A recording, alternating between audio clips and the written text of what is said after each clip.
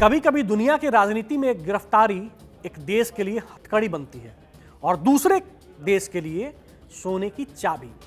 जिस पल वेनेजुएला के ताकतवर राष्ट्रपति निकोलस मादुरो अमेरिकी कार्रवाई के बाद सत्ता से बाहर हुए, उसी पल दक्षिण अमेरिका के एक छोटे से गुमनाम देश की किस्मत ने करवट बदल ली। 10 लाख से भी कम आबादी वाला गुयाना, जो कभी गरीबी और उपेक्षा का प्रतीक था, अचानक वैश्विक ऊर्जा नक्शे पर चमकने लगा है। मादुरो का पतन गुयाना के लिए सिर्फ एक राजनीतिक घटना नहीं, बल्कि आर्थिक आजादी का बिगुल साबित हुआ है। अमेरिकी राष्ट्रपति डोनाल्ड ट्रंप की सख्त कार्रवाई ने वेनेजुएला की सत्ता को हिला दिया था। मादुरो को हटाए जाने और अमेरिका की हिरासत में जाने के बाद सबसे बड़ा फायदा किसी को हुआ तो वो था गुयाना। दशकों से वेनेजुएला के दबाव और धमकियों के साये में जी रहा ये छोटा देश अचानक राहत की सांस लेने लगा है।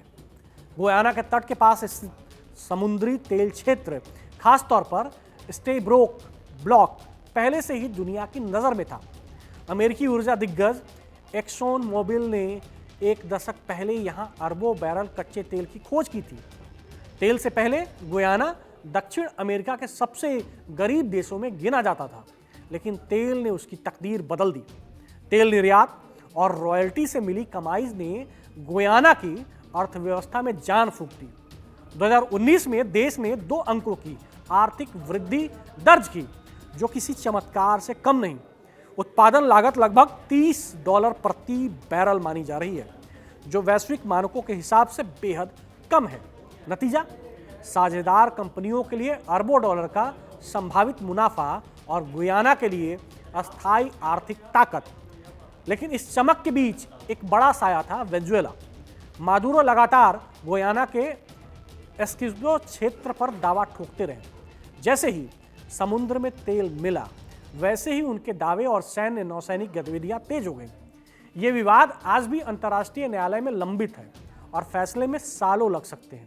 मगर मादुरो के हटते ही समीकरण बदल गए।